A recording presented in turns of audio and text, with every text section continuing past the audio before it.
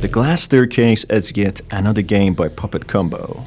It follows the story of three girls called Helen, Betty, Dorothy, and Margaret, who are trapped in an orphanage-like mansion, with them only being promised the hope of freedom after completing certain chores and tasks.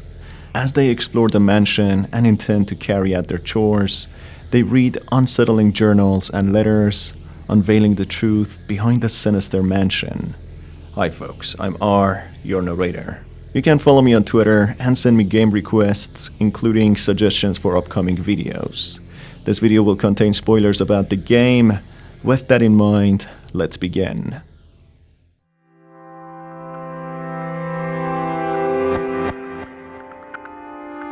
A girl called Helen wakes up in a large shared sleeping room resembling the orphanage rooms from early 1900s.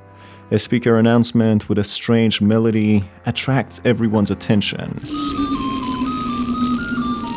It addresses Helen to report to the dining hall if she has already taken her pill in order to carry out a certain task that has been prepared for her.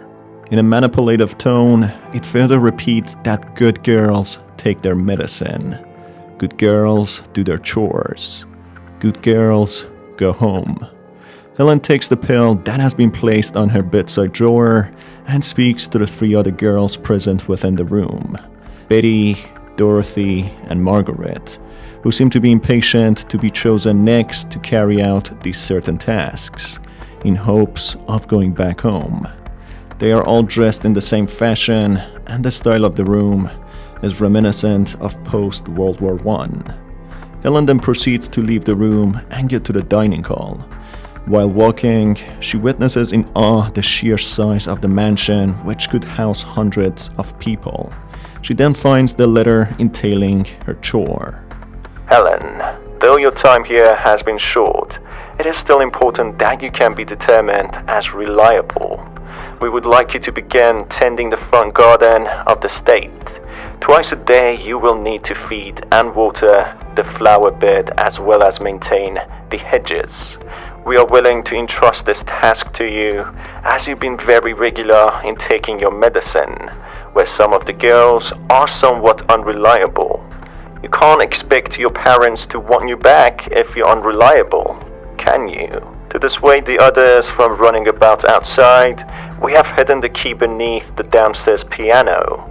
Please return it when you're done each day, and be sure to let none of the other girls see you.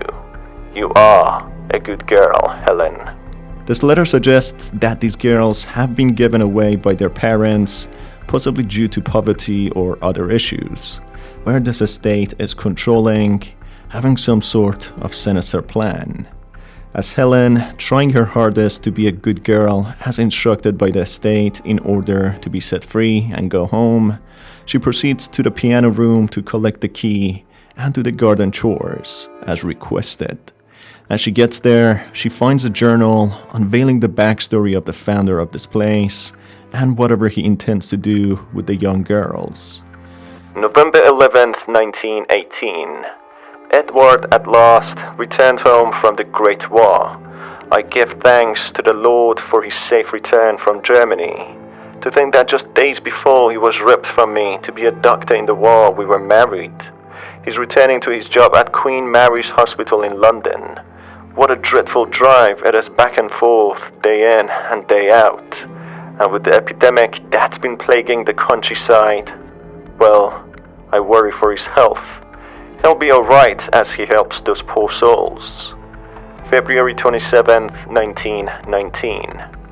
My husband hasn't been the same since we went back to work. For weeks he's been spending more time in the basement than the rest of the house. He doesn't even come to bed most nights. I sometimes find him sleep downstairs in his lab, asleep on his desk. I can't help but fret though. He barely touches the meals Maria makes him. He used to love her cooking so very much. I fear she and the rest of the hired help are worried as well. March 4th, 1919. If the world is to know anything of me from this journal, let it be that I have always been an understanding wife. As many fears as I have had, I've always put the rational aside when I heard him assure us that these experiments were necessary, and that they were going to repair what faith his colleagues once had in his ideas. Perhaps even save the lives of so many more that still suffer the horrible affliction. Spectacular a thought as that may be, and they're all I have now. Though it was far against his will, I've been privy to the growing scope of his work for a while now. What has started as the same treatments and experiments that I've followed him through for years has become something else entirely. Large, horrible structures have been his focus for some time now. They look as mechanical as any transport I've seen, but their shapes are much more ornate. The iron that holds their frames has been carved so deliberately with hellish shapes, though they resemble something.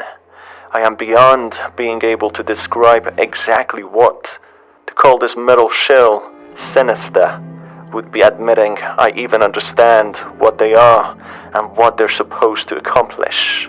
This is far from any medicine that I've known him to practice, but he continues with his cold, affirming response. Despite the sinister nature of the journals and discovering the horrendous experiments carried out on the girls, Helen tries to be a good girl and heeds to the estate's commands, taking the key from under the piano. As she opens the main door to complete her garden chores, an unseen presence kidnaps her, something or someone that has been awaiting her. The first day comes to an end with another girl called Betty on the second day starting her day, similarly to Helen the day before. She takes her pill and the speaker announcement is played again, in an identical manner, but this time asking Betty to go to the dining hall to learn about her task today. As she speaks to the two other girls still remaining, they raise their concern about Helen and the strange noises they heard last night. With no option at hand, Betty leaves the room and heads to the dining hall. Betty, early this morning a package arrived for you from an unconfirmed courier. The manor cannot be expected to assume responsibility for such a delivery, but as a courtesy, we are informing you to retrieve it. Please do this immediately, lest something happen to your delivery. That would be a terrible shame, especially if it were from your mother. Betty being on her guard but still curious to open the mysterious package, on her way to find the package, she finds more journal from Edward's wife, unveiling more information about the nature of his experiments. The journal dated June 24, 1919, explains how Edward tried to involve his wife in the experiments, when she complains in her journal that Edward seems to lose the sense of reality and himself, the more he's carrying out these god-forsaken experiments.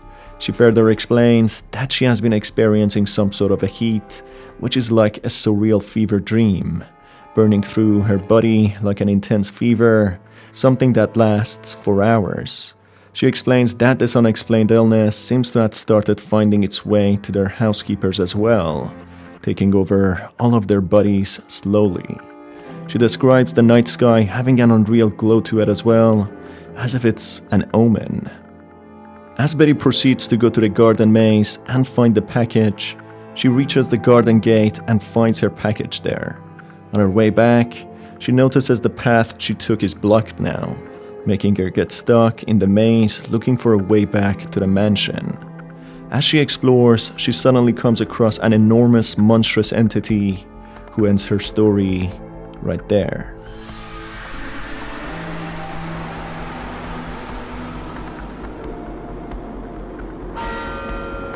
The next day, being the third day, Dorothy is yet again instructed by the manipulative speaker announcement to go to the dining hall and read the letter entailing her chores. Dorothy, we have begun entering the later years, and as such, our daylight hours are getting shorter. We'll be entrusting you run light all the manor's candles before nightfall, as well as snuffing them out in the morning. This is a large responsibility, but we trust that you are more than capable of it. We all must do our part here. You're such a responsible young lady, Dorothy. Surely, your family will be glad to have you home. While lighting the candles, Dorothy finds a strange, unmarked note. And the Lord saith unto me, Go out in the masses and preach my word, for the kingdom of heaven is but a lie. Indeed, this a lie. A lie. The God of our forefathers is dead, and in his place we will awaken our new Lord, our better Lord. From below we will arise. Arise and take the smoldering world of man. My brothers and sisters, our salvation lies in Dr. Edward Sullivan, prophet of the New World, for our lives do we owe to him. This reveals the experiments Edward has been carrying out are in relation to his practices for a new religion he's presumably formed. A new religion which has an eldritch god from below, which possibly requires sacrifices whom are the humans Edward is using in the name of science. And as Edward's wife mentioned before in her journal, this revelation, which has been spreading as a form of a heat, has been turning many to this newly formed inhuman and barbaric religion, perceiving Edward as its prophet. Through another journal written in October 1919, Edward's wife mentions how she only saw Edward once in the past 2 months. She mentions that a large crowd of men and women were gathered outside of the mansion, demanding to see Edward. They seemed to be unlike human, as they had glassy eyes and pale skin, as if they haven't eaten or drunk water. The next day, she hears several gunshots from the basement. As she goes down, she witnesses her scared husband shouting for her to get away, hiding whatever he shot down there. In November that year, Edward's wife in despair mentions that Edward is past the level of being human. He's sure to end up in hell with sins he's committing and the not so well hidden experiments he's been carrying out on people to awaken something else far worse threatening and unholy. She knows, however, that whatever hell Edward is going to end up in, she will follow soon after, as she has been deliberately closing her eyes in ignorance. As Dorothy ignores these terrifying journals and the fact that Helen and Betty disappeared without a word, in hopes of getting freed by following the speaker announcement orders, she comes across the enormous monstrous entity having a spike-like claw for the right arm, who ends her story right there and then, with a sharp, unsettling scream being let out.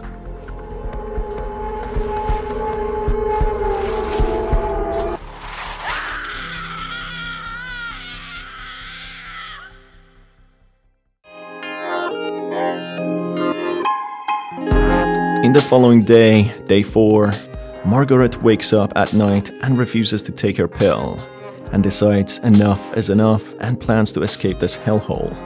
As she picks the lock, she conveniently finds a rifle lying right in front of the door with an unmarked note reading that it was left there for her on purpose, according to a previous plan she and someone else devised, and that she needs to kill the unmentioned entity tonight, whom she can find in the basement lab. In Edward's office in the basement, Margaret finds a journal from Edward unveiling his point of view. The first one, written in November 1918, explains how Edward has become distant due to the trauma he had faced in the trenches of the Great War. He explains how he wouldn't be able to achieve the same solace he once found with his wife Juliet. He further explains how cold and emotionless he became in the war, working as a trauma doctor. He mentions how he lost his war-injured cousin under his operation, whom he didn't even shed a tear for, someone he spent his childhood playing with. He further unveils the true nature of his sinister actions and how they started. He explains that he was overwhelmed with voices and vision, driving him to madness while he was at war, but they only got stronger when he came back home. The voices prevented him from sleeping and ran through his body, demanding a sacrifice, a young woman's body, in efforts to save humanity and all creatures being within this universe. A further journal written in January 1919 explained how he started to hate himself and how he cannot look straight in his wife's face, feeling guilty. That is why he trapped himself in the laboratory he designed in their basement cellar. He explains the more he detached himself from sense and logic while mindlessly doing his research, the clearer the visions and voices became, leading him to eventually understand what it is that the voices want, when suddenly the journal ends.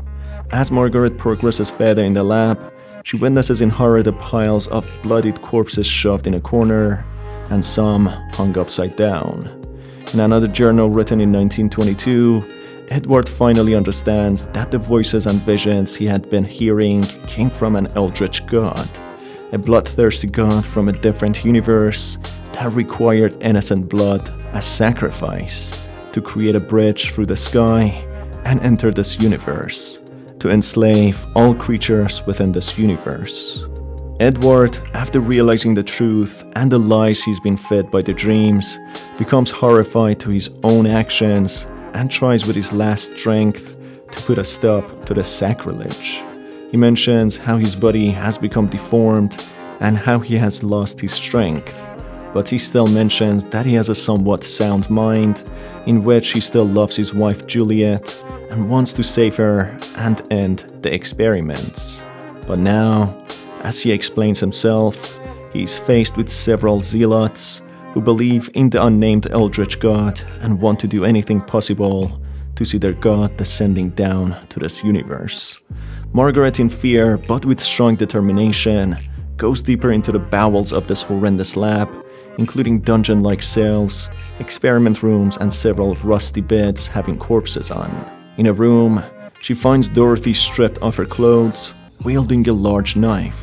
She whispers cryptic verses, and when she is startled by Margaret, she goes on a chaotic chase, intending to stab Margaret, seemingly losing her mind after being subjected to Edward's experiments. Margaret manages to shoot her down and go to a room where she finds a tape player, playing the announcements for the victims to conduct falsified tasks in order to become the sacrifices for the new god. All of this being automated, without any sign of Dr. Edward Sullivan. A further letter written in 1921 explains that Edward conducted experiments on his subjects using a machine, which deformed their bodies, creating monster-like entities. The cult that stood outside of his mansion were also welcomed in and acted like a family to Edward, supporting his experiments, yet not revealing the truth behind the voices and the dreams. Margaret then faces off the enormous monstrous entity with a large claw and shoots it down. She then proceeds to destroy the equipment, putting an end to the continuation of the savage and cruel experimentation. Going deeper into the catacombs, monstrous entities with burnt skin awaken from the numerous coffins, walking slowly towards Margaret, including Grim Reaper-like entities. She manages to evade them and resurface on the main halls of the mansion. She exits the mansion while the sky is bloody red, with a man in a tuxedo awaiting her outside, who drives her away from the mansion, with the girls who were trapped with her, Dorothy, Helen, and Betty, waving her goodbye. This mansion posed as a bogus orphanage which took young girls and conducted experiments on them. Edward Sullivan, a World War I veteran, returns home who becomes overwhelmed with dreams, voices, and visions, forcing him to conduct these experiments in order to save the world, not knowing exactly what he's doing. This was as a form of a strange heat which spread throughout the world and affected many people, especially the cult that gathered outside of his mansion, who mindlessly fell for the voices and the visions, following its orders. This leaves a large toll on Edward and his family as he grows distant and sees his body deforming. After hundreds of experiments to no end, a cult of people approach him, supporting his actions. It's only revealed towards the end the fever-like dreams and visions Edward has been having were from an eldritch god dwelling in a different dimension. The cult believed in this new god, and Edward was lied to by the voices and the cult to sacrifice the young girls in order to create a bridge between the two dimensions and invite this god in. Margaret, the only surviving girl, manages to destroy the machine, but it's too late by then. As the night sky turns red, a sign that the bridge had already been created, when Margaret sees the dead 3 girls she shared a room with, coming back to life and waving her goodbye in a surreal scene where she's taken away in a car while the mansion is burning down. It's possible that all Margaret saw at the end was nothing but hallucination, as the result of being exposed to the machine and the pills. It's likely that she, alongside the other girls, died and never escaped this horrible mansion. The other theory is that Margaret infiltrated the mansion to destroy the machine, posing as an orphan or a defenseless young girl. That is how the rifle was placed out of the room for her, with a note mentioning a plan that was devised from before. The person waiting for her outside knew of the outcomes and probably the plan. However, the ghost of the 3 girls waving her goodbye might be a representation that their souls are finally free, thanks to Margaret destroying the machine, leading to the mansion burning down, stopping any further experiments on any other girls, and also burning all the undead cult following this eldritch god.